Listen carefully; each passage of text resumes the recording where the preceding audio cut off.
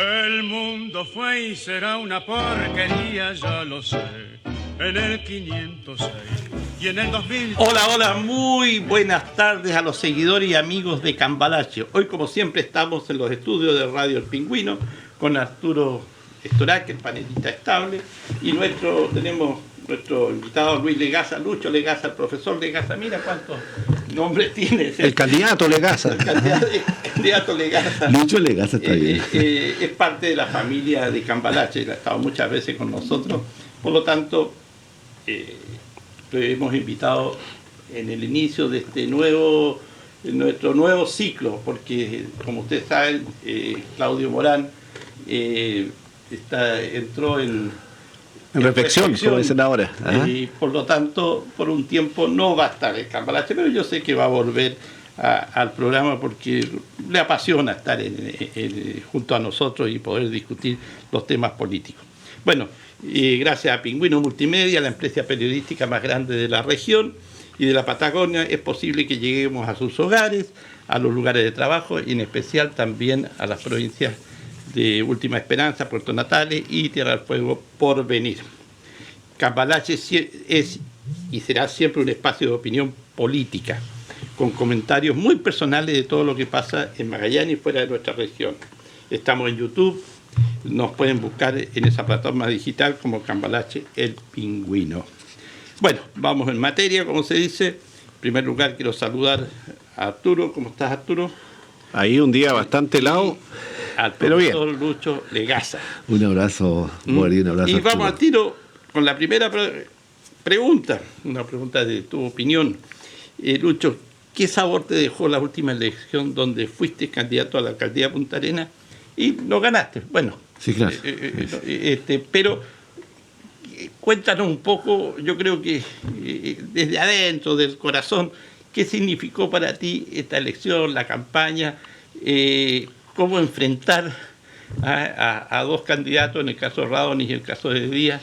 Y tú, con un apoyo independiente, o sea, eras como Toribio, náufrago del mundo de la política. Yo te agrego una pregunta: ¿cómo te fue en el financiamiento de las campañas? Porque te di tu foto ahí, 5 palos, creo que abajo, algo así, te dio. No, ahora supongo que eso vamos a ir analizándolo. Lo del financiamiento, la gente tiende a confundirse porque piensa que esa plata te llega a ti. No llega. Es como que tú sacaste 11.000 votos y no sé, el diario publicó que eran, no sé, 12 millones de pesos. No, tú tienes que con eso cancelar los compromisos que tuviste con algunos medios, y eso se devuelve, digamos, sí. no pasa por uno. Y en eso está el grupo de finanzas ordenando las últimas boletas y facturas. Ya. Ahora, eso para aclararlo, porque la gente de repente se dice, oye, este tipo se va a llevar 12 millones de pesos. Ojalá fuera así. No es así. No es así. Me consta que no es así. No es así. Y lo otro, claro, tú te enfrentas a esto, nosotros queríamos ganar, por supuesto, y teníamos un proyecto municipal que a mucha gente le hizo sentido, muchísima gente. Nosotros siempre postulamos que queríamos hacer de un municipio más territorial, más participativo. Había un proyecto de educación muy interesante, en cultura, en el área deportiva, en todo lo que era la vinculación con los territorios en términos de junta de vecinos. Bueno, pero Claudio ganó en muy buena lid. Yo, cuando vimos las primeras mesas, yo lo llamé, lo felicité, por supuesto. Le reiteré siempre que, y a eso a ustedes les conté, la gente que nos está escuchando, yo nunca entré en el ataque personal, y se lo dije varias veces a Claudio: yo no te podría atacar porque a ti yo te conozco, yo soy muy amigo de tu tío Nicky. No, la política tiene que separarse de esas cosas de una vez por todas. Creo que fue el mensaje que nosotros entregamos. Pusimos propuestas sobre la mesa, pusimos proyectos sobre la mesa. Hubo mucha gente que nos ayudó, que nos aconsejó, que de muy buena voluntad, no solamente de mi sector. Claro que te queda el sabor de la derrota, pero fíjate, como después subimos un video por redes que mucha gente lo compartió, ya lleva como 30.000 alcances, y solamente, fíjate que a mí me queda la gratitud. Yo creo que fui una persona muy, como dicen algunos, muy bendecida por la confianza de 11.000 puntarenenses que creyeron en lo que nosotros estábamos planteando, que creo que fue también un premio a tu trayectoria como profesor, tanto exalumno, tanto papá, tío, abuela, abuelos que te paraban y decían, no, profe, yo voy a votar por usted. Y además a mí me queda la satisfacción muy grande, uno, de haber hecho una campaña muy ética. Yo creo que eso a la gente le consta. Y que pusimos una mirada en el escenario político local y regional que tiene concordancia con lo que pasó después a nivel país. Que sin desconocer tu ideario ideológico político, yo me separé de los partidos políticos porque lo he dicho hasta el cansancio. Mucha gente dice los partidos son necesarios, sí, todo lo que ustedes quieran como el sustento de la democracia, pero yo no sé hasta qué punto, viendo cómo los partidos se comportaron y se han comportado históricamente en nuestra sociedad, hablamos de unos 40 años atrás. Yo trabajé por los gobiernos de la concertación como tú, Boris, y a la larga tú viste que ese sueño que nosotros teníamos, primero de recuperar la democracia post-dictadura, primero eso del arcoíris, que de repente alguien se lo llevó para la casa, y nos se fueron dando las condiciones que nosotros esperábamos, millones de chilenos se dieran para una convivencia donde se establecieran principios que habían sido vulnerados, como la justicia social, por ejemplo, la equidad. No estaban dados en nuestro país y nosotros pensamos que estos gobiernos lo iban a hacer, pero al poco andar nos dimos cuenta, y después vino el desencanto de que estos mismos gobiernos que nos prometieron la defensa del pueblo se comprometieron con la AFP. Es cuestión de revisar lo que hicieron los gobiernos de la concertación, no los gobiernos de derecha, y ahí tú tienes los multifondos, tú tienes cómo se traspasó las pérdidas de las utilidades a los cotizantes. Sí. ¿Qué pasó con la educación en Chile? El famoso CAE, millones de familias siguen endeudadas, y al poco andar tú te das cuenta que los partidos políticos se engolosinaron, como decimos nosotros, con esto de obtener el poder. Se repartieron ministerios, se repartieron intendencias, se repartieron gobernaciones, ellos decidían quién eran sus candidatos a alcalde, todas las seremías de todas las regiones, cuánto servicio público hay, se lo repartieron, y eso a mucha gente nos empezó a desencantar y empezamos a criticarlo muy fuertemente. Cuando tú criticas un sector del cual participaste, claro, los que siguen allí te decían, pero ¿por qué no criticas desde dentro? Oye, pero si desde dentro era cuestión de verlo, si aquí hubo seremis que teniendo casa ocuparon casas fiscales, pues digámoslo así con todos sus nombres. A ese nivel de corrupción, de poder, se llegó, y bueno, yo no estoy para eso. Yo no creo que siempre he tenido una postura bastante crítica al respecto. Separarse de los conglomerados políticos fue una opción personal, y creo que a mucha gente le hizo sentido. Fueron 11.000 personas, nosotros fuimos a disputarle a Claudio, que era de partida difícil derrotarlo por el trabajo que él desempeñó en el municipio en términos de pandemia, pero nosotros fuimos solo contra todo el conglomerado. O sea, recuerden que Partido Socialista, Democracia Cristiana, Radicales, Partido Comunista, Convergencia, PRO, y aún así yo creo que nos ganaron a última hora, producto de que fueron a juntarse con el doctor Flies, ¿no es cierto? Y no les resultó. Oye, Arturo. Bueno, dicen que no hay primera sin segunda, por la tercera es la vencida. Supongo que esto no va a quedar esto que uno capitaliza. Yo le he dicho a muchos candidatos que no es para botarlo a la basura. O sea, aquí tienes que tomar una decisión, estás en reflexión. ¿Qué piensas hacer a futuro? ¿Vas de candidato a algo? ¿Estás pensando a ver si es consejero, diputado, senador? Cualquiera de las cosas que se van abriendo, porque cada elección tiene su tiempo y además ya te conocen.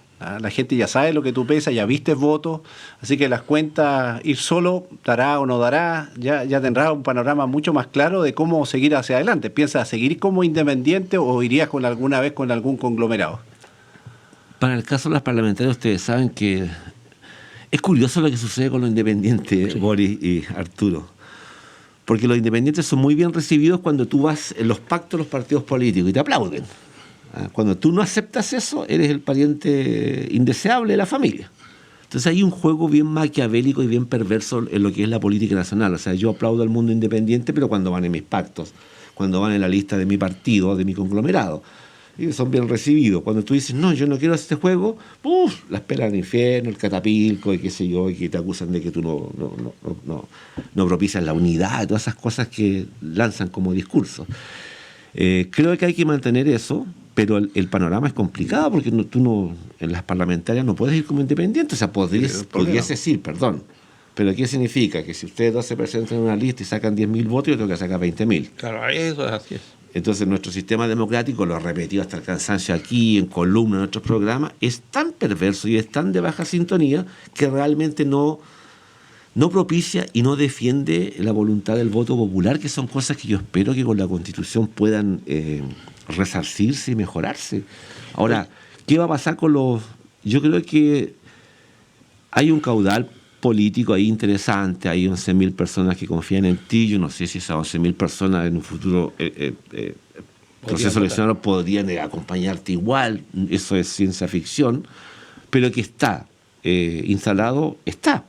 Lo quieran o no, tú sin ninguna alianza te constituiste en una fuerza política independiente de los conglomerados que creo que merece ser respetada y considerada. Una pregunta de estos movimientos que son independientes o que no están dentro, hablemos del camino habitual de los políticos, que se constituyen hoy día sin querer serlo una fuerza política si lo desean, porque al final si los independientes operan como en comitancia o en igualdad, ya es un partido político de facto, llamémoslo así. ¿No te ha surgido tal vez decir, oye, yo no me voy por los partidos tradicionales, me voy por estos otros nuevos conglomerados que van a surgir como fuerzas futuras políticas? Bueno, nosotros estamos, y nosotros hicimos algunos programas, estuvimos en algunos medios, y siempre hemos dicho que nosotros nos adherimos a lo que es Territorios en Red, que es un movimiento que lidera Jorge Char, que en buena hora salió electo en Valparaíso, felicitaciones para él. Entonces allí surgió un movimiento que se desapegó de lo que era, ¿no es cierto?, el Frente Amplio y Convergencia, producto de la firma del Acuerdo por la Paz del 15 de noviembre del año pasado, y se constituye un movimiento que tiene su ideario propio, por supuesto, pero es un movimiento tal, quizás se convierta en algún partido, no sabemos, está instalado en la quinta región, está instalado en la Araucanía, está instalado, ¿no es cierto?, nosotros en Punta Arenas. Creo que por allí va una cosa de seguir trabajando en política desde esa perspectiva. No me hace mucho sentido volver a los partidos políticos tradicionales, pero les vuelvo a insistir, en el escenario de que tú digas, sí, yo voy, ya, vamos como independientes de nuevo. Ustedes dos se presentan, como digo, 10.000 votos y yo tengo que sacar 20.000. Entonces, no sé, hay que ver el panorama y cómo se teje. Ahora yo, como digo, siempre dije que a mí me interesaba mucho el municipio. Yo encuentro que era un trabajo, un desafío, un hermoso desafío, como dije, que nos gustaba mucho. Pero si está esta gente que confió en ti, en lo que tú planteaste, ¿por qué no a lo mejor intentarlo en otro escenario? Claro. Bueno, vamos un poco en materia de lo que ha pasado en la semana en un programa de televisión nacional, de la televisión nacional, el elegido con la primera mayoría de los constituyentes, Daniel Stingo, que fue como independiente en la lista del Partido Socialista, fue muy categórico y dijo en forma casi resumida, así interpretativa: ahora nosotros somos mayoría, sin el veto de la derecha colocaremos los temas importantes en la nueva Constitución, como el caso de el agua, la educación, etcétera, etcétera. Esto sacó roncha en los partidos políticos y especialmente en la derecha. Pero dijo, yo represento al 80% de los ciudadanos dentro del conglomerado, no solo él, sino el grupo de los que votaron por el apruebo, y la gente que votó por el rechazo y que está hoy día en la Constitución, del sector de Arturo, así, hablemos las cosas como son, sacaron muy pocos constituyentes y no le alcanza para un tercio que tanto querían obtener. No, un tercio querían. Un tercio la derecha quería un tercio para poder, otro lado. Poder parar, ¿no es cierto?, a los otros 2 tercios, o un poquito menos de 2 tercios si ellos sacaban más de 1 tercio. Bueno, desde el punto de vista filosófico, Lucho es profesor de filosofía, y cómo tú, esas palabras, esa frase que la mayoría de los chilenos lo piensan, pero como que somos tan hipócritas en Chile, Y eso es una de nuestras características, que no lo puede, especialmente en el mundo de la política. No se puede decir, ¿cómo yo voy a decir de que ustedes quedan ahí en el arrinconado? Y cuando la derecha siempre tuvo al otro sector arrinconado con los senadores designados, con los quórum en la Constitución, en las leyes, etcétera, etcétera. Entonces, este tema que dijo Daniel Stingo, que fue muy criticado, muchos memes para él, de alguna cosa interpretó a una gran mayoría de chilenos que lo que él dijo, la gente lo piensa así. Y como que rompió un esquema de un diálogo y después tuvieron que ir arreglándolo. No, si todos vamos a hablar, todos vamos a trabajar, todos tenemos que ser todos amigos dentro de la Asamblea Constituyente. ¿Tu opinión sobre eso? Pero es que, a ver, tú tienes que irte más atrás, tienes que irte primero al plebiscito. Y ahí se estableció 80-20. Sí, ¿dónde está? La gente que fue a votar, hablemos, ¿no es cierto? 80-20. O sea, hay un 80% de gente que dijo, yo quiero una nueva constitución, quiero una asamblea constituyente, pero fíjate que yo siempre digo, a los partidos políticos se olvidó que ese 80% cuando dijo yo quiero una asamblea constituyente, también le dijo yo no los quiero a ustedes metidos ahí. Bueno, eso es cierto. No los quiero metidos ahí. Y para variar, y lo que sucede siempre, los conglomerados políticos no escucharon ese 80%, hicieron un análisis bien a su manera, y dijeron que nosotros arremetemos de nuevo a la constituyente cuando la gente dijo que no los quiere. Definitivamente no los queríamos. ¿Ya? Bueno, se metieron. El fracaso fue rotundo para uno y otro sector. Un ejemplo de ello es la lista del pueblo, que se fueron solos, ¿no es cierto?, y recogieron el sentir popular, ¿no?, de lo que se estaba planteando en las calles y no en las cúpulas de partidos 37 políticos. tuvieron 37. Interesante, como te digo, porque además tú tienes que pensar que las condiciones electorales, otra vez volvemos a lo mismo, no te permiten la arremetida de los independientes puros. Siempre te van a colocar ahí cortapisas, frenos, que están establecidas además dentro de nuestro marco legal, que es bien curioso, que hay que cambiarlo, definitivamente, hay que cambiarlo. Porque cuando un 80% de la gente te dice que yo quiero tal cosa, bueno, hay un 20% que no, que dijo que no, perfecto, es válido, ese 20% tendrá que hacer valer su voz dentro de lo que es la constituyente, pero es un 20%, hay que hacerlo así. La mayoría del país no está de acuerdo con la gente que primero planteó rechazo, que es su opción, pero te está diciendo que nosotros queremos definitivamente cambios. Entonces un 20% no te puede frenar los cambios del 80%. No puede, porque no es una cuestión lógica. Yo el otro día escuchaba a Alvaraí en un programa y lo encontré bastante sensato. Dijo, somos 80 y 20. Aquí usted dijo, hay 4 invitados. Dijo, y hay 50 y 50. O sea, 2 de ustedes, 2 de nosotros. No, pues. Tendría que ser 80-20, pues. Bueno, eso es lo que a la gente le cuesta entender, porque la cifra está roja. El rechazo mayoritario que tuvo la ciudadanía hace lo que estaba planteando la gente del rechazo. Nosotros queremos cambios en nuestra Constitución. Queremos que se establezcan reglas más claras. Mayoritariamente hay un 80%. Bueno, respetemos eso. Respetemos Arturo. eso. Sí, mira, yo veo dos análisis. O sea, Perdón, no significa, disculpen, que vamos a excluir a estos otros. No, nadie nos dice que mira, van a excluir, pero un poco diciendo, bueno, Pero la mayoría, así como está establecida, te lo dijo. yo creo que se van a producir varias cosas. O sea, lo primero es qué le atribuyes tú de representatividad a todo eso. O sea, dice, oye, ¿cuántos votaron? ¿Tiene una representatividad, te guste o no?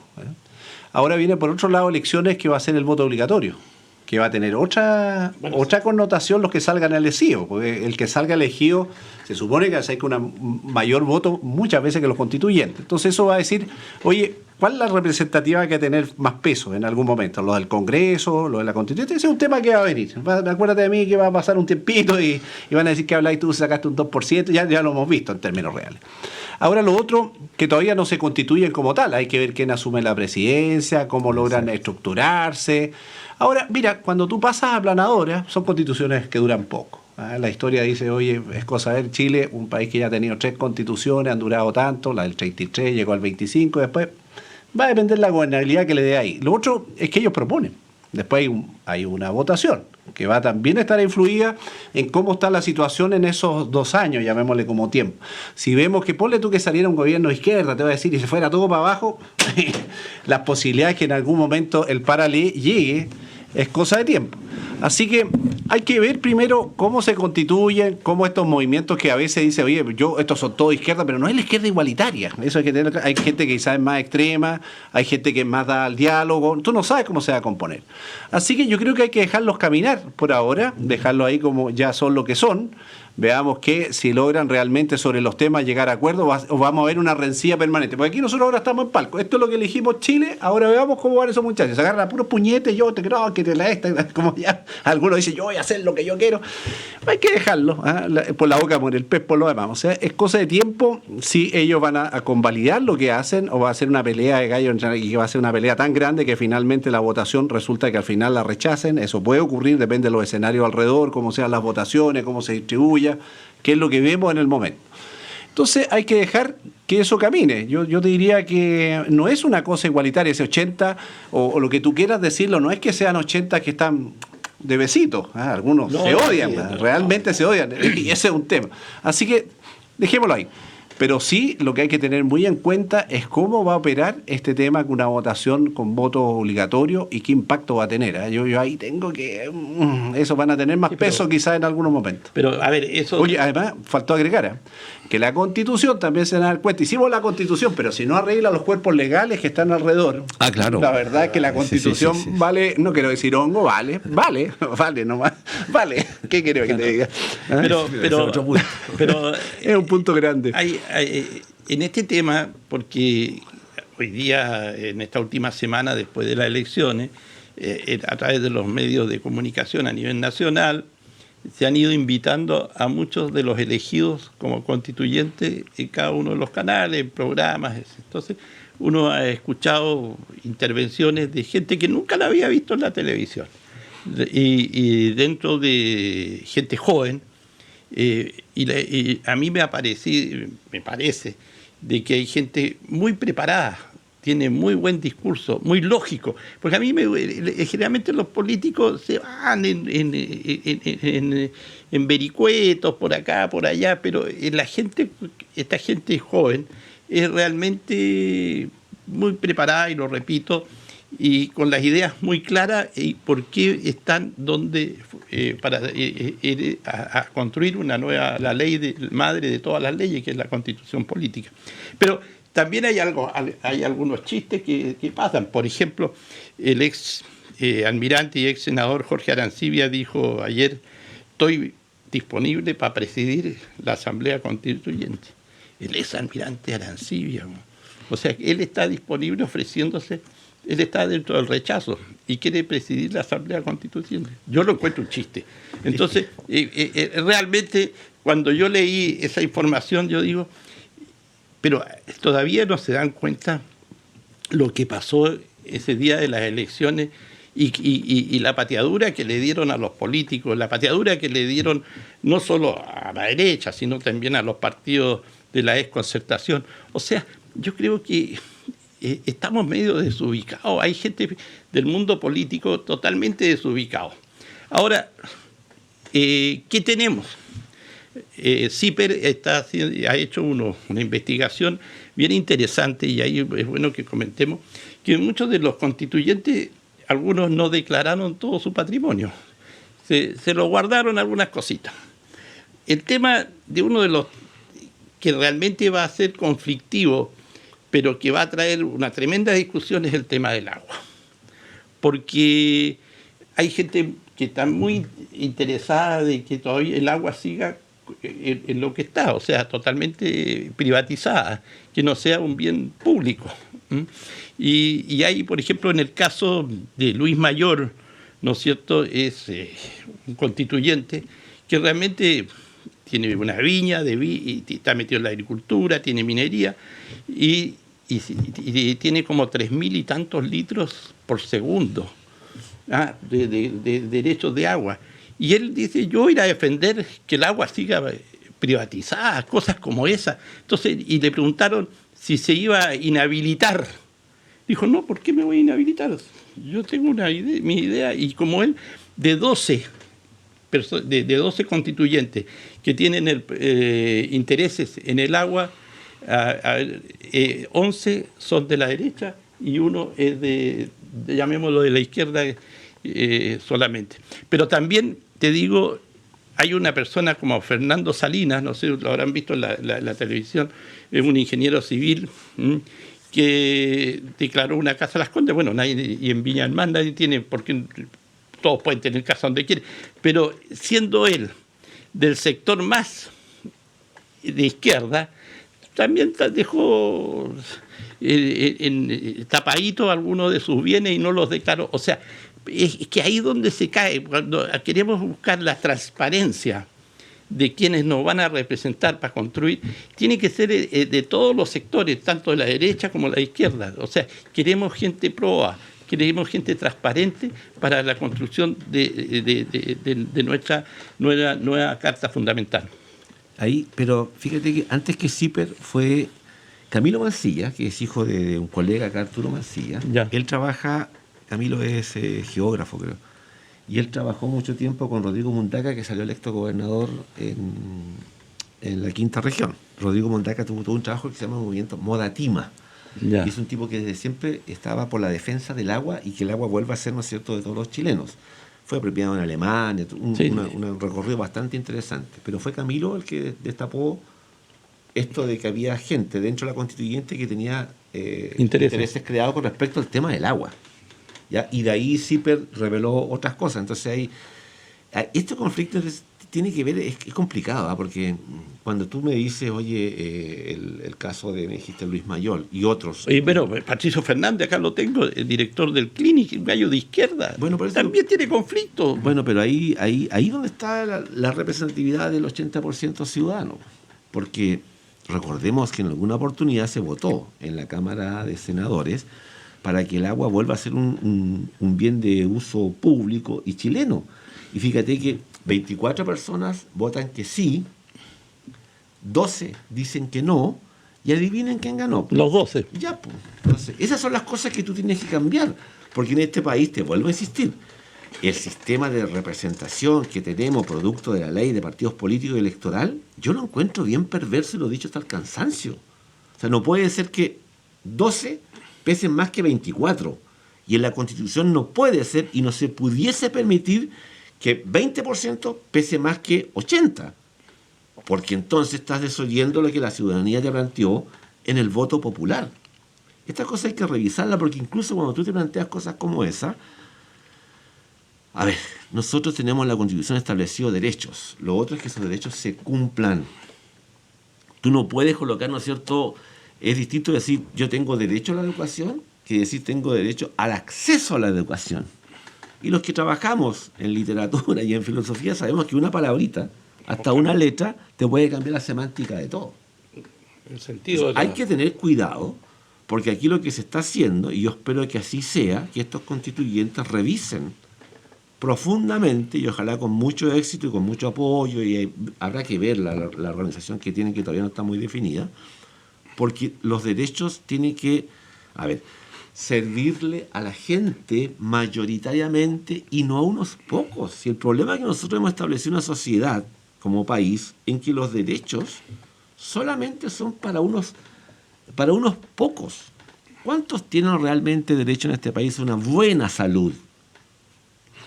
Entonces, otra vez volvemos, eso va a depender de tu bolsillo. ¿Cuántos tenemos en Chile derecho a una buena educación para nuestros hijos, los nietos, qué sé yo? Va a depender de tu bolsillo. No pueden depender los derechos de una situación económica.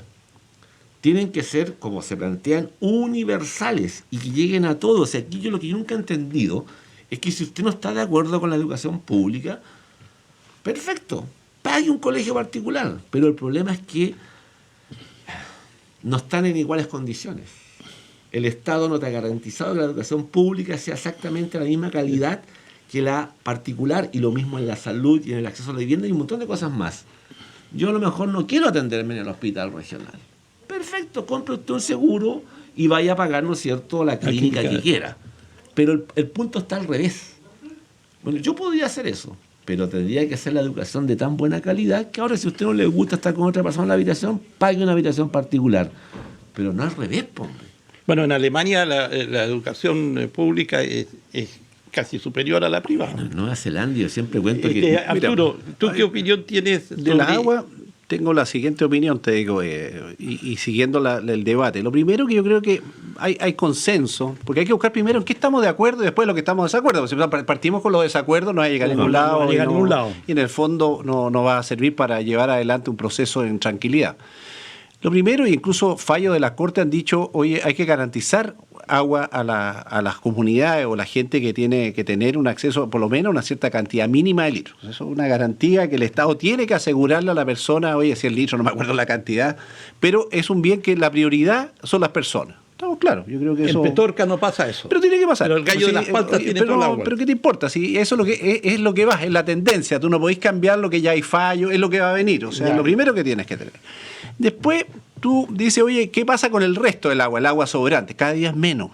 O sea, tu primera prioridad es generar una política sobre las aguas. O sea, tú tienes que decir, vamos a instalar desalinizadoras, vamos a instalar qué sistema para ir supliendo los déficits permanentes que tiene el país.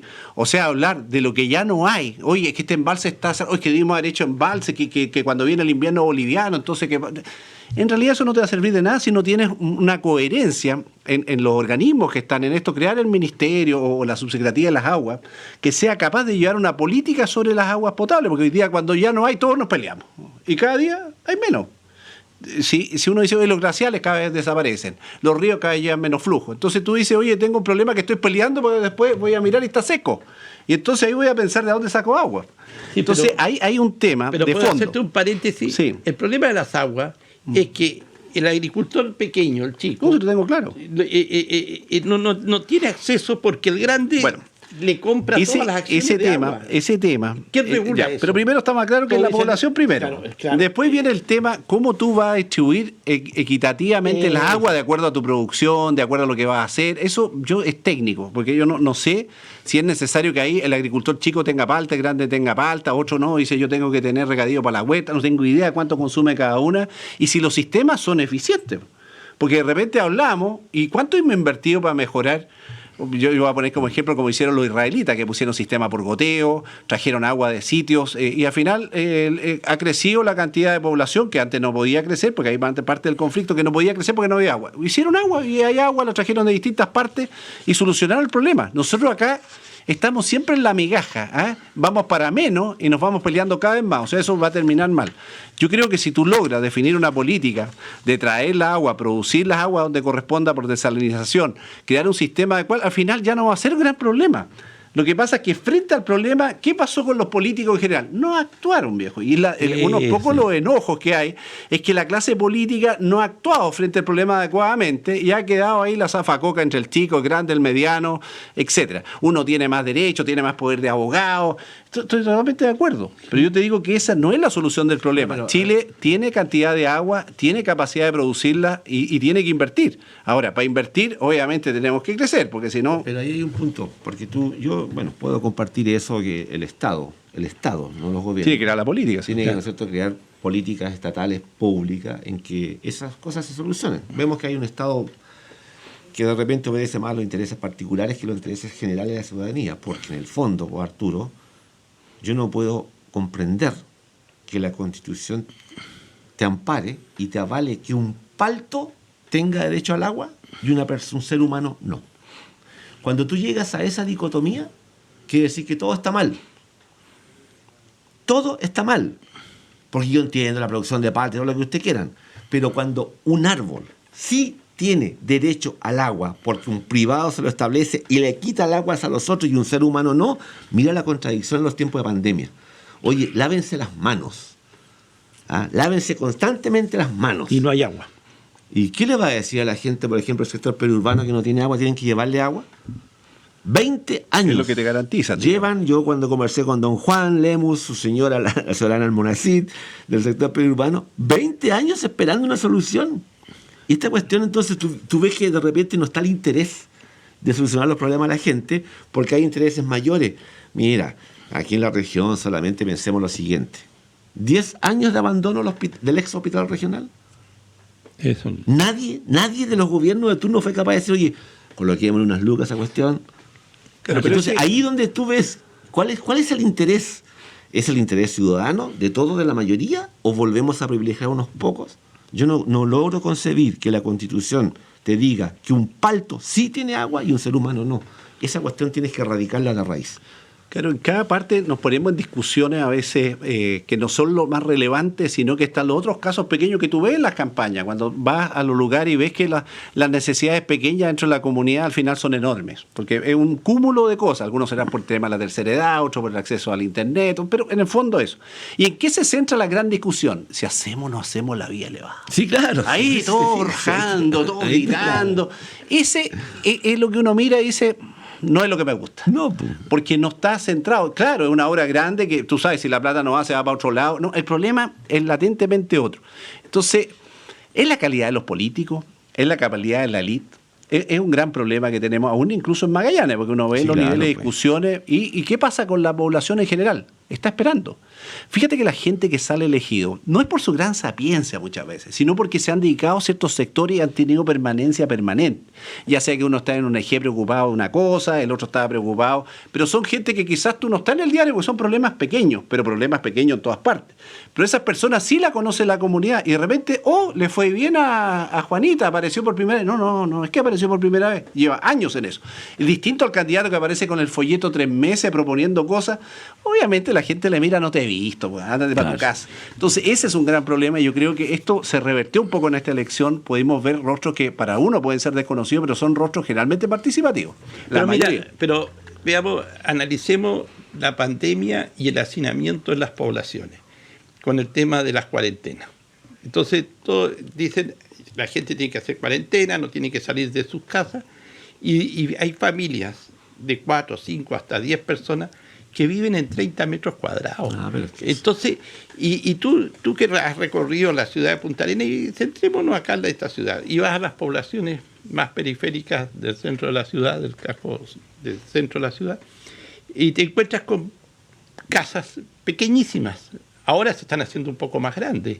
Ahora le están dando... Estaban haciendo más grandes. Estaban. Ya, pero de alguna manera fueron políticas habitacionales que se hicieron para cumplir, para decirle, mira, le vamos a dar a esta persona una casa para que cumplir con esta persona, porque le prometimos, porque muchas veces el entregar una casa después, y a mí me tocó verlo. ¿Y te acuerdas cuando construimos la población Silva Enrique y éramos consejeros regionales? ¿Cómo se hizo eso? ¿Cómo actuamos nosotros como consejeros regionales? Y después cuando se llegó allá, cómo a toda esa gente que se le entregó esa casa en esas poblaciones, fueron como que a cambio de eso, en la próxima elección tenían que votar por quienes le dieron la casa. Entonces, esa política, de hacer política de esa manera, a cambio de... es lo que nos está destruyendo, o nos ha destruido esta sociedad, mejor dicho. Entonces, la gente hoy día que reclama. Y hoy día nadie pensó, cuando hicieron estas poblaciones con este hacinamiento, de que íbamos a tener una pandemia. No, nadie sabía. ¿Quién se le pasó por la mente? Pero ahora con la pandemia nos dimos cuenta que la gente está viviendo hacinadamente en poblaciones, pues ya no es casa, es poblaciones. Pueden ser departamentos también, Boris. Y también los departamentos. Entonces, el tema es que los contagios se producen y no hemos podido bajar, ¿no es cierto?, el tema de los contagios por el hacinamiento que tenemos hoy día en las poblaciones. ¿Y qué pasa? Como política nos dicen, váyanse a sus casas, quédense en sus casas, nosotros los vamos a ayudar. Pero ¿y la gente puede vivir en esas casas? Y hay un problema también desde el punto de vista psicológico. ¿No crees tú? Escuchaba un día creo que era la Seremi de Economía, que me llamó tanto la atención porque como que quiso comparar a Chile con Alemania. No. Entonces dice, oye, el gobierno alemán dijo, ya váyanse todos para su casa. ¿Qué es lo que hace el gobierno alemán? Tomen. Creo que era el 70% del sueldo de los trabajadores se lo entregó inmediatamente. Quédense en sus casas. Acá en Chile, ¿qué fue lo que hicieron? Primero, despidamos a la gente por la ley de protección del empleo. Vaya a cobrar su seguro de cesantía. Se le acabó el seguro de cesantía, entonces entramos en la onda de primer retiro al 10%, segundo y tercer retiro. Y ahora el cuarto. Entonces, tú dices, bueno, sí, hay que alabar la política de salud que han tenido, las vacunas, está bien. Y la contradicción es, te lo dijo el Washington Post en su momento, te lo dijo el otro diario muy famoso en Norteamérica, se me olvidó el nombre, el Times creo que fue. ¿Qué pasa en Chile, po? Si están cumpliendo muy bien, se prepararon muy bien, pero ¿por qué no bajan las tasas de contagio? Y ahí tú te ves, entonces, oye, la gente que está en la mañana y sale a trabajar hacinada en el metro, no hay distancia social, po. Tú te vas a un aeropuerto y ves que da 1 metro, 2 metros, los tipos haciendo la fila, perfecto, y adentro el avión, completo. Entonces hay cuestiones que yo no logro entender. O sea, perdón, me cuesta aceptar, pero así las entiendo. Porque aquí se ha manejado mucho el interés de la cosa económica por sobre la salud de las personas. Fíjate que la región metropolitana entera entró en cuarentena, ¿no es cierto? Estuvieron 1 mes. Y resulta que en 1 mes, entonces, los 8 millones de habitantes de Santiago superaron el COVID. Nosotros 14 meses estamos sufriendo la cuarentena en nuestra región. Ah, pero es que venía el Día de la Mamá. Claro, Mira, Y ahí tú te das cuenta que uno, como digo, uno entiende esto, pero te cuesta aceptarlo. Porque no hay medidas eficaces que realmente lleguen a la gente. ¿Qué es lo que está pasando con nuestro amigo común, Jaime Jelensich, que ha dado una verdadera batalla con Gastropub? Oye, ¿por qué no me pudiera cortar el pelo? Si una persona y otra persona. ¿Por qué en zona franca los tipos que les tienen electrodomésticos colocaron 1 kilo de lenteja y pueden seguir atendiendo? eso es una vergüenza. Bueno, pero es que esa vergüenza está amparada por una cuestión de leyes que se lo permiten. Entonces, tipos, no, perdóname, yo no estoy cometiendo la ilegalidad, estoy cumpliendo con la ley. Está bien, lo que es legal y lo que es justo son 2 cosas distintas. Y ahí se ha tejido un manejo de la pandemia que a mí, por un lado somos como bipolares. Yo tengo las 2 vacunas y mucha gente la tiene, pero por otro lado vemos que siguen los contagios. Algo nos está haciendo bien. fíjate que hay varias cosas que dentro de la discusión hemos hablado de la vivienda, la pandemia. Si uno mira qué es lo que va pasando con la sociedad, ¿no? Los estándares del año 70 no son los estándares del año 2000, digamos, ¿no? De este nuevo siglo. Antes era la casa, la media agua, era la solución con formalita y la pila de agua ahí afuera y casi le besáis las manos, digamos. Así era el estándar, ¿no? Sí, pero acuérdate que las poblaciones que se construían por cooperativas eran totalmente distintas a las poblaciones. Sí, estoy de acuerdo, que se pero construyen los ahora. estándares de esa época aceptaban eso. Ya en la época que nosotros éramos consejeros con Boris, ahí por los años 90, ya ese estándar era, qué asco. ¿Ah? Ese no, hay que pensar las cajas de fósforo. No, Claro, se terminan las cajas de casas fósforo. Chuy, ¿de acuerdo? Claro, había que tener otro tipo de estándar. Y yo creo que la sociedad que va progresando, va cambiando la forma de ver. Por ejemplo, la salud de la época, yo creo que nadie reclamaba mayormente, pero era pésima. Hoy día que no, hay planes, hay el plan Auge, han ido mejorando los estándares. Y entre medio nos pilla la pandemia en esta discusión de estancamiento, porque una sociedad que crece se estanca, porque uno dice, oye, los crecimientos de la década 80, 90 no tienen nada que ver con los que vino para adelante. Entonces, uno ve una sociedad que se estanca, entra en una pandemia y obviamente sale todo lo malo que trae, ¿eh? Porque empiezan a verse todas las limitantes, etcétera. Y lo primero que nosotros no tenemos como Alemania es que Alemania puede focalizar la ayuda, porque sabe exactamente cómo vive cada vecino, cada cuadra. Tú llegas y tienes que ir ahí, registrarte, te van a ver cómo vives, si tu hijo va al colegio. Ese es el un estándar. punto interesante. Es un estándar muy diferente. Aquí no sabemos qué es lo que hay. Entonces, cuando uno trata de focalizar, porque si uno mira los índices que teníamos antes de la pandemia comparado con Latinoamérica, éramos los jaguares, lejos mejor. O sea, Argentina lo mirábamos ya, oye, estos cabros van a la perdición. Pero también en materia de ayuda, si uno ve, hoy día nosotros, pues creo que salió un artículo que era el 10 o el 12% del PIB, no es despreciable comparado con otros países latinoamericanos. Nosotros otra vez le volamos la que se te dije, Sí. lejos.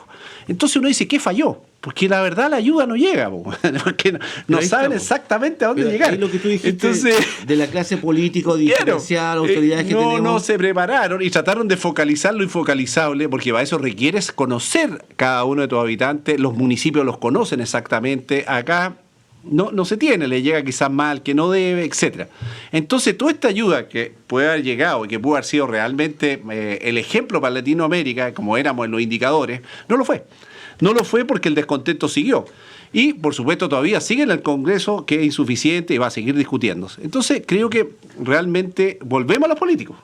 Nos guste o no, la clase política cometió errores en el gobierno pasado, en este. ¿Cuál fue el problema de Piñera principalmente? Cuando ganó con el 51, dejó muchas cosas, las promesas al lado, que era evidente las reformas que habían dicho, reformas que ya venían de atrás, se fueron para el lado, que la que venía Bachelet, la Constitución la dejó para el lado, la otra que los distintos temas relacionados con la educación, pero vamos a un país distinto, vamos avanzando, estamos a la etapa de llegar al nivel de desarrollo equivalente ya a Portugal, entonces vamos bien, Y ese tema fue realmente, finalmente, que estalló muchas cosas porque veía que esto caía para un poco y no para mucho.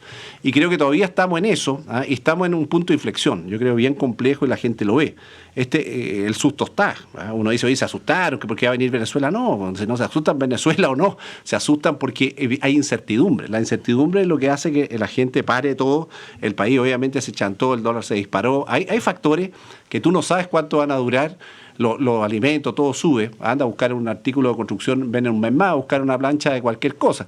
Entonces, hay un problema de fondo mucho más grave hoy día de lo que era, yo te diría, hasta hace poco en la pandemia, cuando partió, que creíamos que era cortita, que no fue cortita, y no sabemos si es más larguita, porque decimos, oye, estamos llegando al 80% con la primera dosis, en junio podríamos estar, y llegar a la vacuna una vez, podríamos estar en la protección del rebaño, que parece que es la única salida, pero hay otros factores, porque no basta que te vacunen, sino que tienes que seguir comportándote de determinada manera.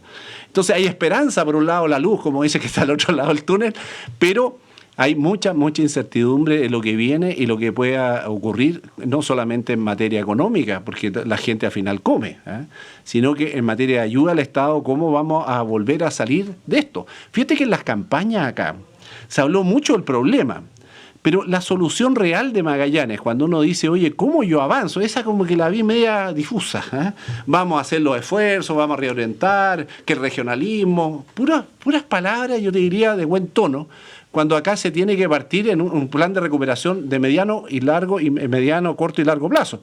Y eso parte por tener el proyecto regional, que está más muerto que no sé qué, eso murió y si estuviera ya estaría poco vigente. ¿Cuáles son nuestras prioridades como sociedad? No las hemos discutido. Hemos hecho cabildo, todo eso. Pero hoy día, esta prioridad que tenemos, ¿a dónde está discutiéndose? En ningún lado.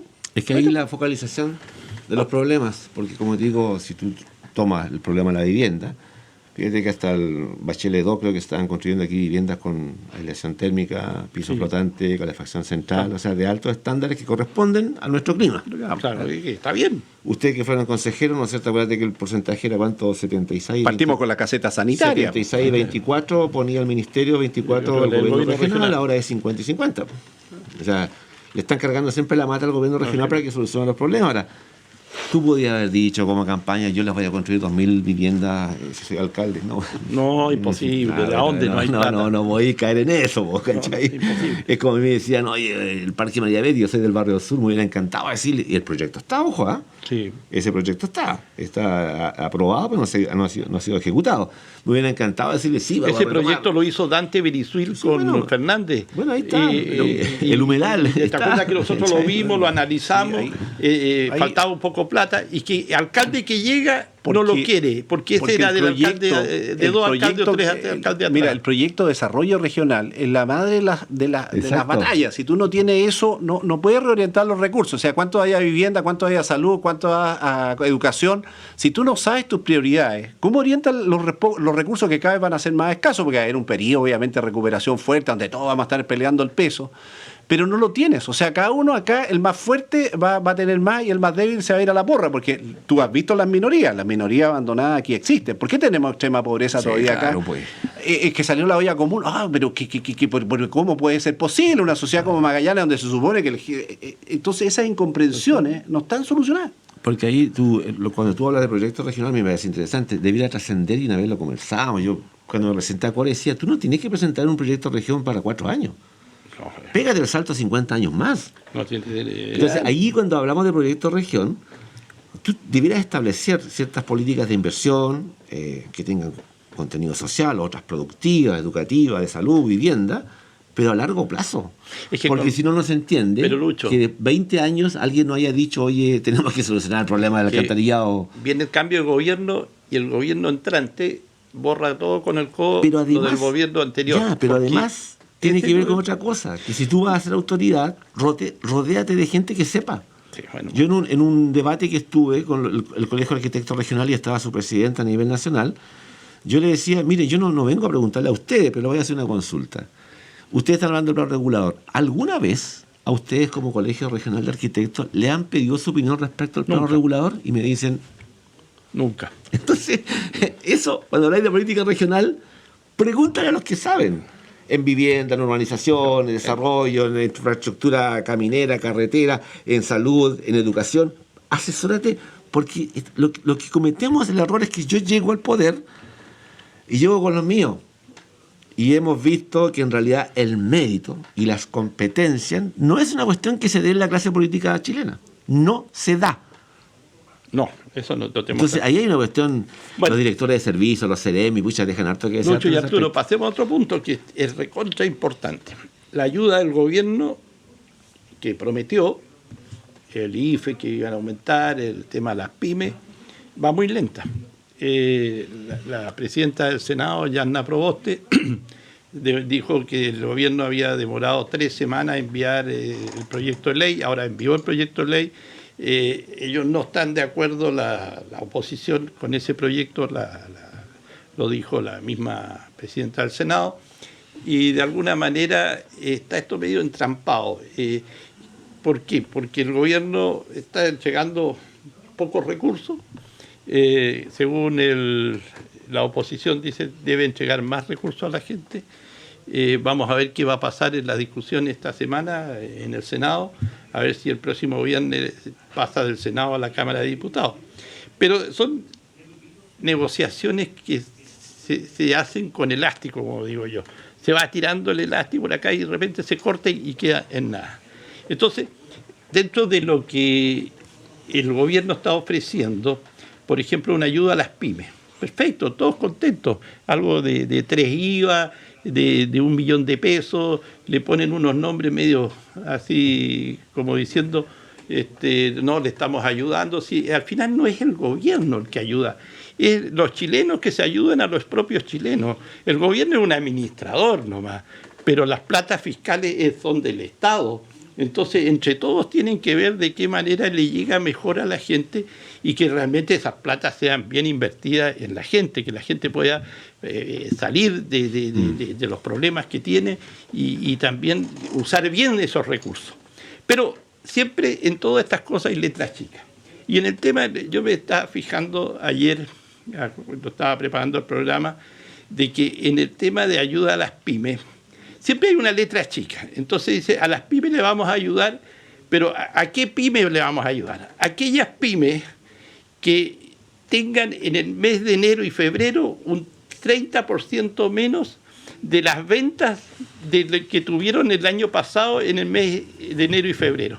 O sea, siempre le van buscando algún resquicio para que la ayuda no le llegue. La otra cosa, aquellos que tienen deudas tributarias o deudas laborales, tampoco le va a llegar la ayuda. Entonces, al final, esa pyme...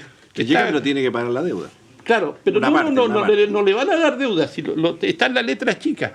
Entonces, de alguna manera, yo veía esta mañana en la televisión al senador Insulza y al senador Coloma hablándole a la gente, pero no le hablan con la verdad, no le dicen las cosas en su mérito, sino siempre como que, no, estamos ayudando, estamos haciendo el esfuerzo.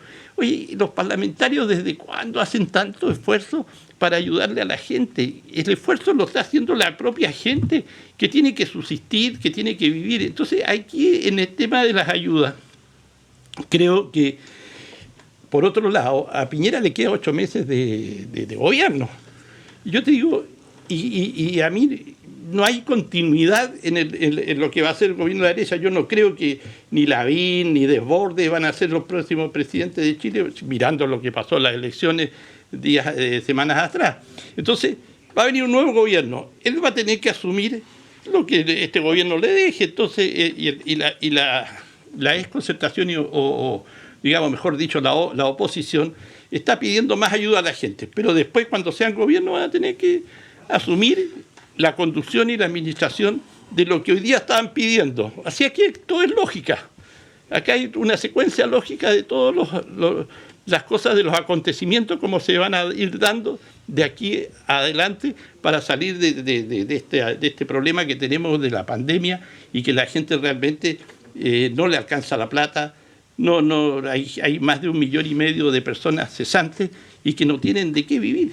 Ya, pero con las ollas comunes, como bien eso decías tiene que ver con la sintonía, por Dios. Si tú me hablas de Insulza, yo no sé si Insulza alguna vez entra a algún supermercado, pues, hagamos las cosas por su nombre, como dice Nacho Ortiz en su programa.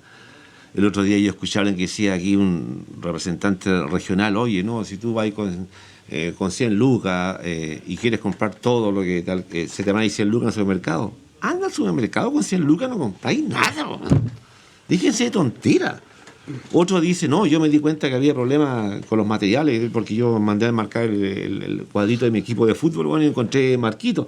O sea, esa es la sintonía que tienes. Ahí te diste cuenta que realmente estamos en problemas. Cuando la gente te plantea cosas como esta, estos tipos se ubican en una superestructura. ¿Ah? No tienen ni idea que aquí el otro día colocaron un aviso, una foto que me pareció 8.000 pesos, creo que eran 2 kilos de naranja. Entonces la gente no entiende, no logra entender que eso es lo que tú vives cotidianamente cuando vas a comprar tus cosas. Que cuando tú llevas 100.000 pesos al mercado, si es que los llevas, ¿qué vas a comprar? ¿Y qué te alcanza? Como dijo, oye, ¿vas a comprar todo? No vas a comprar todo. No te va a alcanzar si tú dices, yo voy a comprar todo lo que voy a necesitar para este mes. No, pues... Entonces hay una falta de sintonía con la realidad concreta, específica que vivimos los ciudadanos de Chile, que yo encuentro aberrante. Y eso porque de repente los tipos pueden llegar con muy buenas intenciones, se ubican acá y como tú dijiste, creo que Arturo, hablan de lo macro. ¿Ah? Hablan de lo macro. Está bien, lo macro se debe entender porque la economía debe funcionar de todo lo que tú quieras. Pero si esa economía realmente no tiene una correspondencia con lo que está viviendo la gente, entonces se produce esta disociación y por eso los jaguares de América, que se nos comparaban con muchas cosas, que estábamos muy bien económicamente y todos aplaudían porque habían cifras grandes que avalaban que teníamos un desarrollo económico que nos encaminaba a ser los mejores. Perfecto, pero esas eran las macro cifras. La teoría del chorreo, ¿cuántas veces la escuchamos? En cuanto a gobierno, no llegaba. Y lo peor, que aquellos que nosotros creíamos que eran los defensores realmente del pueblo, se prestaron para el juego de los grupos económicos. Y otra vez te vuelvo a nombrar, ¿qué hicieron los gobiernos de la concertación con el sistema FP? Nada, perdón. ¿Y qué es lo que se ha hecho hasta el momento? ¿Qué es lo que se ha hecho hasta el momento para el asunto del sistema FP? Cero. Ni se va a hacer nada tampoco. Bueno, ¿y qué es lo que han hecho con toda la bancada supuestamente estudiantil que llegó a los movimientos sociales y están ahí en la Cámara de Diputados? ¿Qué es lo que han hecho con la educación en Chile? Nada. Cero de nuevo. Y ahí donde la gente no logra entender que la representatividad que tú tienes que entregar a ciertas personas tienes que exigírselas. ¿Dónde está tu, como tú dijiste, Arturo, las promesas del gobierno de Piñera? ¿Dónde están? 30% dice que cumplió, 35%. Ahora vamos a ver, pues viene el discurso, así que lo ahí vamos a poder evaluarlo. Por eso digo, entonces ahí donde está... No lo sé, creo que fue eso lo que leí en esto que evalúan, pero... Arturo. Y hay un aspecto que sí ha sido discutido y yo creo que está en cualquier discusión, el que quiera ir contra eso sale trasquilado. Uno es que los ingresos son bajos. O sea, lo que la gente percibe, ya sea jubilado, porque está trabajando, es bajo. Magallanes tenía altos ingresos familiares. Ojo, era uno de los más altos de Chile. No me acuerdo si eran 900 lucas, 1 millón, no me acuerdo. Pero ahora, ¿qué es el sector más afectado? Las mujeres. O sea, ese ingreso se fue de la familia. Se fue. Entonces ahí ya hay un remesón económico fuerte. Porque si acá realmente era la distribución de ingresos altos, porque 2 miembros de la familia o más, a veces la hija aportaba, era lo que hacía un Magallanes que tuviera un mejor vivir y ese vivir obviamente se fue para abajo. Ahora, dentro de los planes a veces de ayuda, el que bajó fue uno y este otro como que todavía queda afuera. Además pasa en muchas familias que lo que han dicho muchos es que están ayudando a otros. Porque, oye, un hermano, no sé, un pariente, tenéis que ponerte. Entonces, todo eso no es medible, pero lo que hay la sensación, yo creo acá generalizada, es que el nivel de ingreso bajó y te afrontas por otro lado que las cosas subieron. Porque es una realidad lo que señala acá, en que uno va al Lucho, que si uno va al supermercado, ya no alcanza para lo mismo de antes. Subieron las cosas. El dólar está disparado por un problema. O sea que muchas cosas, acuérdense que vienen de afuera, Argentina dejó de hacerlo, que trae los otros mercados, ha ido subiendo. Entonces tenemos un problema económico distinto quizás a la realidad del resto del país, que funciona de otra manera los ingresos. Acá están bastante influenciados por el miembro de la familia, también por los empleados públicos que han tenido una estabilidad, pero siempre hay un miembro de la familia que se fue para afuera. Y que de aquí a que recupere esos niveles de empleo va a ser difícil y que suban, además, yo lo veo hoy día casi imposible. Entonces, cuando uno debate, mira, no, si en Chile no fueron todos los que perdieron, yo me acuerdo que fue un economista, Edwards, que estaba en una discusión, aquí se mantuvo 5,5 millones con sus ingresos. Fontaine fue ese. Entonces dice, oye, mira, pero lo que pasa es que se mantuvo en el orden de las 800 lucas para abajo. Entonces aquí hay un problema mayor. Entonces salió una nueva realidad que estaba ahí. Lo que pasa es que ahora la tienes frente a tu cara, digamos, en que el chancho estaba mal distribuido.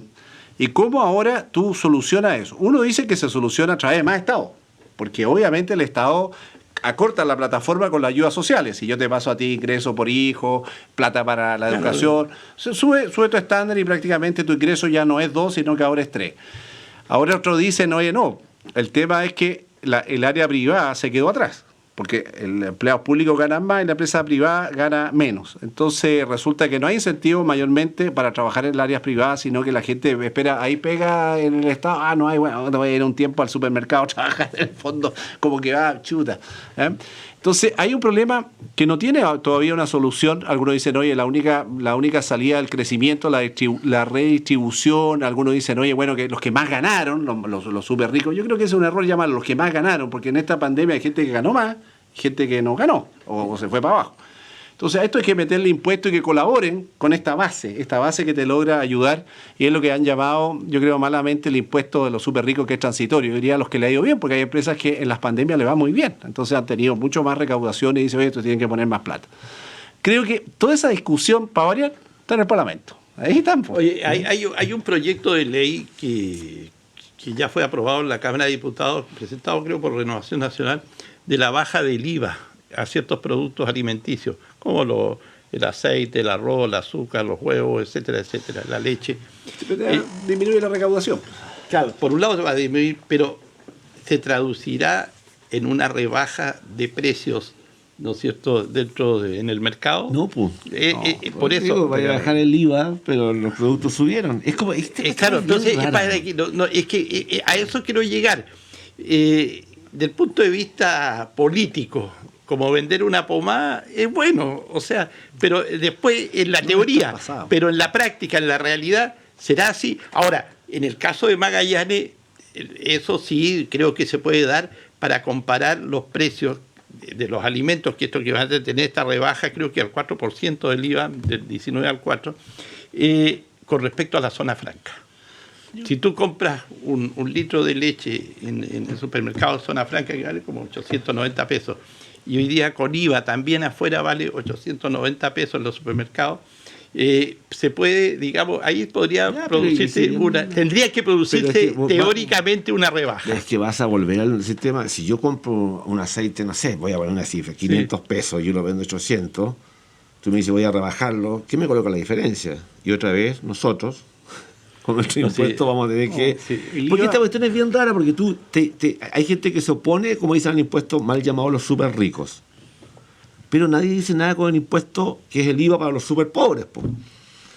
Bueno, entonces no te olvides que el que gana... Es lo mismo, a ver, que yo pague el IVA ganando el sueldo mínimo de un tipo que gana 20 millones de pesos. No es lo mismo, porque el 19%... Ya, pues. Mira, oye, un tipo que gana 400 mil pesos... La gente te dice es lo mismo, pero no es el impacto para el dinero de una persona y el otro es totalmente distinto, y ahí Arturo se maneja la parte de las variables, no sé cómo se llama. ¿Qué le pasa? Es que el IVA, todos estamos de acuerdo que es un impuesto regresivo fácil de recaudar. O sea, ¿por qué el Estado como lo el impuesto al combustible? El impuesto al combustible debería traspasarse más rápido y debería pasarse a la cadena de alimentos, a la cadena de distribución en general, que ocupa camiones, ocupa combustible. Por eso es que se ha hablado más últimamente del específico. Claro, dicen por el terremoto, no. Si el Estado, cuando se da cuenta que pone un impuesto que recauda caja todos los días, no lo abandona, viejo. Eso no me lo Pero sabe. los camioneros no tienen el IPCO, y además, y las líneas aéreas tampoco. Claro, y sube. El problema es que sube y cobra más. O sea, cuando debería estar... Es un problema, todos esos son medios regresivos, y el Estado va a luchar a brazo partido en hacer ayuda directa, cualquier cosa. Para tapar lo otro. Claro, porque es más fácil que mantener esos niveles de recaudación y redistribuirlos, porque al final toda esta ayuda dice, oye, vamos a pagar $2.000 millones, $3.000 millones. Claro, cuando tú ves Y lo que hablábamos recién, una pyme, es que le estáis dando un préstamo de Cercotec más, que son como 3 palos nomás. Entonces, claro, esta ayuda se traduce, oye, ¿por qué no me hay un préstamo de Cercotec? Ayuda, si no hemos Claro, pero eso todo viene de la recaudación de impuestos. Si yo la bajo, ¿qué afecto? Si esto aquí es simple, yo saco aquí, bueno, ¿a quién cago? ¿Ah? Así de simple. O pero no, que la vida es cruel. Oye, pero Arturo, una estación de servicio de combustible desglosó en la boleta el neto del valor de la benzina, el específico, el IVA y el total. ¿Qué las cosas? Sí, pues. Lo que cuesta, lo que se va en el impuesto específico, lo que se va en IVA. Mira, o sea, el problema es cuando queremos hacer ingeniería de los impuestos. Estamos pagando Ahí, casi 1.000 pesos y te cuesta 365 pesos el yo litro. Entiendo, mira, el resto se va en impuestos y... Mira, todos los países casi tienen IVA y tienen este tipo de impuestos. ¿Por qué? Primero, porque son muy fáciles de recaudar. Segundo, la composición de recaudación de impuestos y de excepciones de impuestos que tú puedes decir, no las voy a dar, que ahora se discute, ¿no es cierto? Yo voy a eliminar esto porque esto es injusto, que ahora nadie lleva presunta, ahora todo... El fisco siempre está pensando en que tiene que recaudar más, aún en la crisis. Entonces, ¿cómo dice? Bueno, esto no le ha ido mal, ya, oye, no, que las mineras, ya, pero están buscando recaudar. Pero si tú empiezas a tocar, aquí le quito, aquí le pongo, a este no va a dar lo mismo que esto, porque es así la materia de impuestos, es como un todo, tú querés mantener X millones, bajando aquí o subiendo allá, pero tiene que llegar a X millones. Pero no estás llegando a X millones. ¿Y cuál es la presión al revés? Social. Queremos más ayuda. Entonces es re difícil en estos momentos, aunque es injusto, y lo ha sido siempre injusto, tocarle mano, porque tú esta ayuda que estás canalizando dices, no, pero están los fondos soberanos, están los fondos, quizás lo que decía, creo que fue Frey, decía, mira, mejor entregarle al gobierno que viene un peso en la caja, gástenselo todo, no le dejen un peso. Pero está el otro, la responsabilidad financiera, al banco, me eché mandar la maquinita al Banco Central, no se puede en Chile, tiene ciertas restricciones. Entonces, ¿para dónde te vas tú el equilibrio? Dejáis, repartís todo y dejáis la cuestión que el que viene se la arregle como pueda, yo lo hice lo que podía, o busco una cierta coherencia de acuerdos, que no hay acuerdo. Oye, pero No, el problema es que sin acuerdo siempre es insuficiente y bajemos todo, no camina. Pero ¿por qué no se transparenta todo lo que tú estás diciendo de la recaudación, cuánto ha eso caído? Está Cambalache. Entonces, no hay transparencia en esto. Yo les digo, hay alrededor de 60 semanas ha estado subiendo el impuesto a la benzina. Ya vamos a llegar a 1.000 pesos la corriente, la 93. Y qué raro. Antes había, por lo menos subían 4 semanas o 5 y después bajaba una. Y ahora nadie ha visto que la benzina alguna semana haya bajado. No, si lleva no sé cuántas semanas. Entonces, ¿qué pasa? ¿Qué dicen los técnicos económicos, los ingenieros economicistas?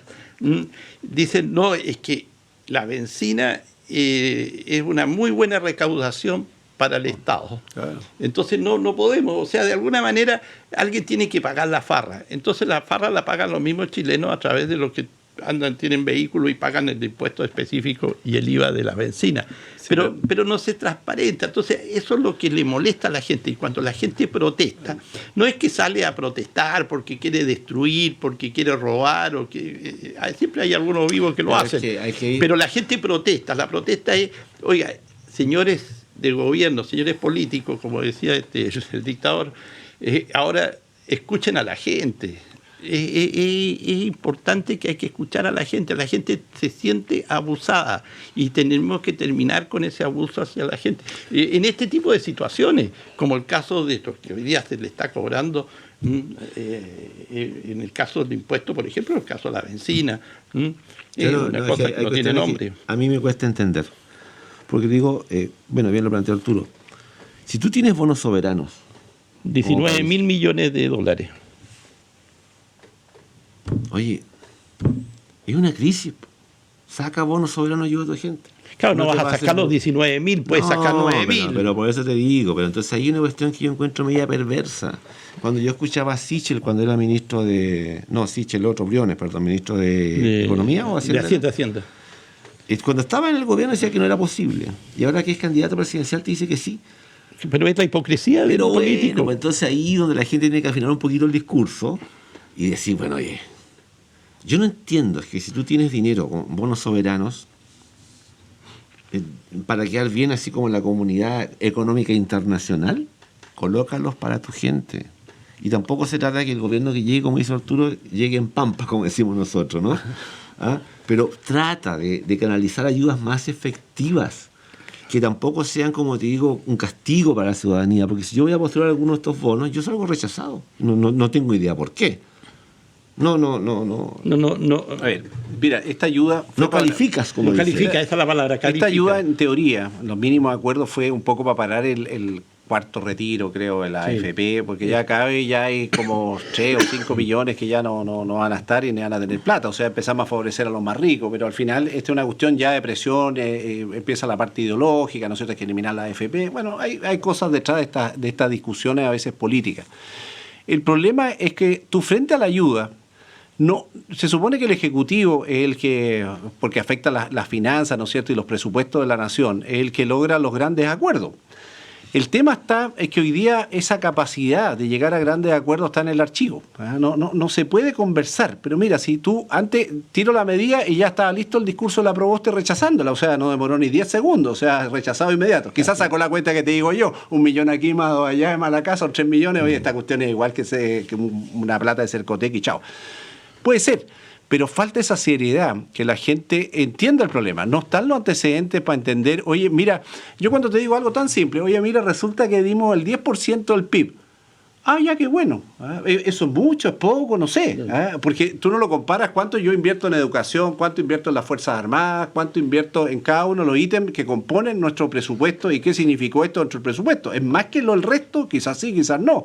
Entonces, la desinformación de lo que se está dando es una cosa, la desinformación de cómo se está gastando también. Tú no dices, oye, yo he dado tanto en ayuda social, tanto en la ayuda directa a las pymes, cuánto he dado en la parte hospitalaria y cuánto he dado al consejo. Hay una majamama de dinero, que la danza de millones, miles de millones, tanta plata que no lo podemos dimensionar. La AFP fueron, no sé, 60.000 millones, casi ya va a igualar el presupuesto del país de un año.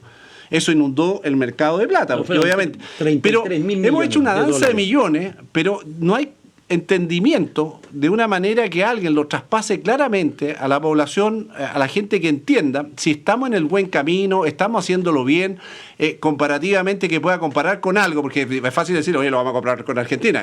Argentina ni te comparís, esos gallos están pa'l gato. Entonces ya no te podéis comparar con Latinoamérica en general, quizás, oye, Perú, no sé, quizás no sea necesario, pero por lo menos, ¿qué hiciste tú con tu dinero? O sea, ¿qué hiciste con los excedentes? ¿Qué pasó con la AFP? Lo que yo leí por ahí, oye, gran parte de la AFP se fue para ahorro, no se gastó. Otra parte entró directo a pagar deuda, etcétera. Hay información, pero yo diría bastante secundaria, y no hay un medio, ni el Estado te pone las gráficas, ¿no es cierto?, en ninguna cosa.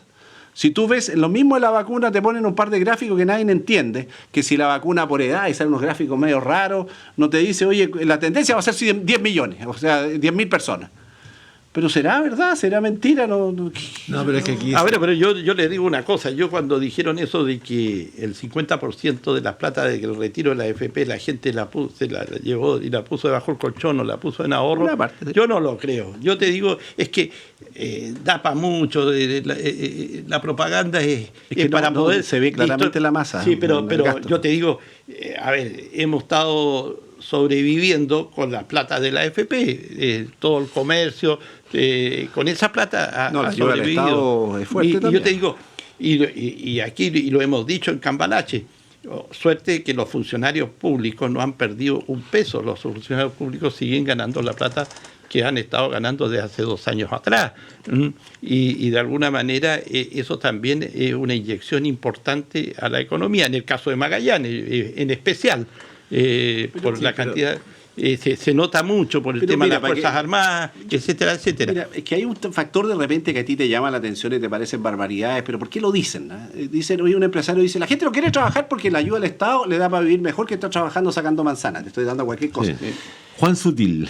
Creo que fue. No fue muy sutil. No. Entonces te está dando algo. ¿Por qué lo dijo un gallo? Oye, se supone que descriteriado no es, que un tipo que tiene fogueo habrá escuchado entre los distintos empresarios. Que no porque tenga lucas inteligentes. No, yo te digo, pero tú no vas a hablar de un tema de plata hacia el voleo, dando una aseveración si no has tenido un input. Porque ¿por qué te salió esa cifra? Porque tú decís, oye, mira, la plata del Estado está estancando que la gente quiera volver a trabajar.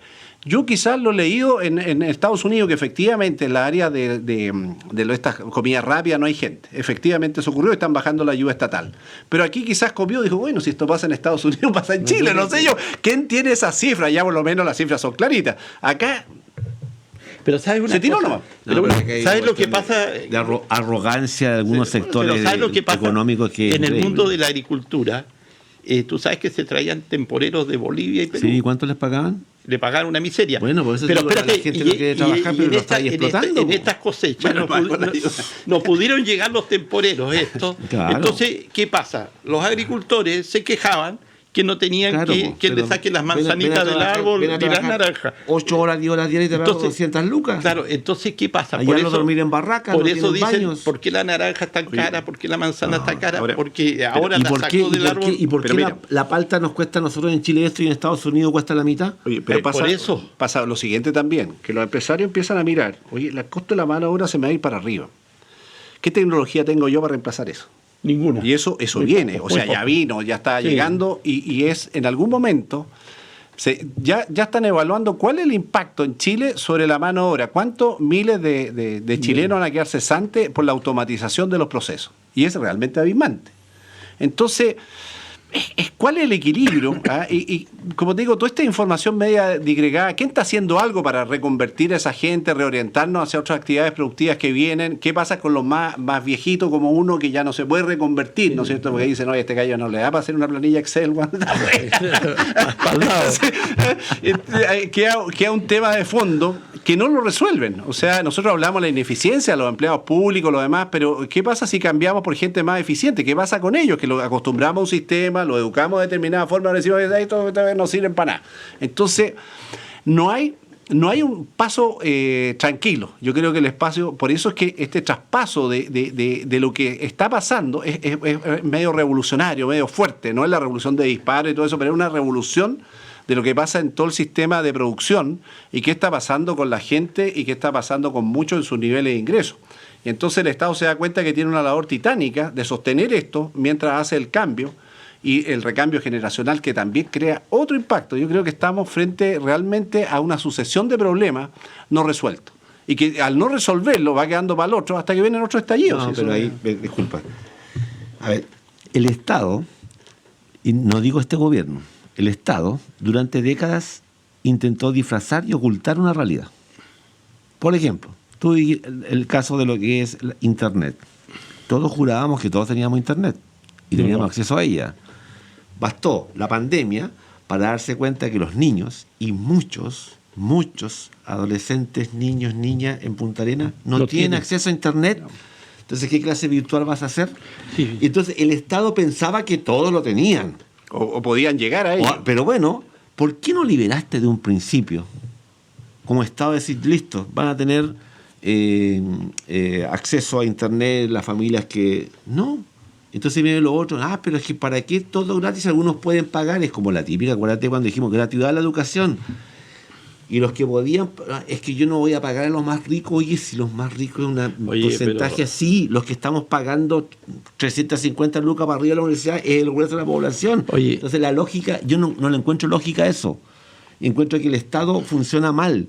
La pandemia te desnudó, te dijo, oye, el acceso a Internet, y todo así, que 5G, pues, ¿dónde está tu acceso a Internet de 5G? No está. El asunto de la educación para los niños, no lo tenían. Le entregaste computador, no tienen Internet. Pero el Internet en Magallanes es un elefante blanco. Pero como tantas Sí, cosas. Julio. como tantas cosas. Y eso. Oye, los últimos minutos, que nos quedan 3 minutos, quería tocar un tema internacional, lo que está pasando en Colombia. El presidente Iván Duque, en Colombia tienen un mes de protestas, pero allá es bien violentas, ya llevan 129 desaparecidos, muertos. Allá bien violenta, lo que pasó aquí en Chile Y no fue también, violento. no, sí, también fue violenta. Entonces. Pero yo te digo, dos presidentes, Piñera y Duque, fueron a hacer locos a la frontera de Venezuela en su momento.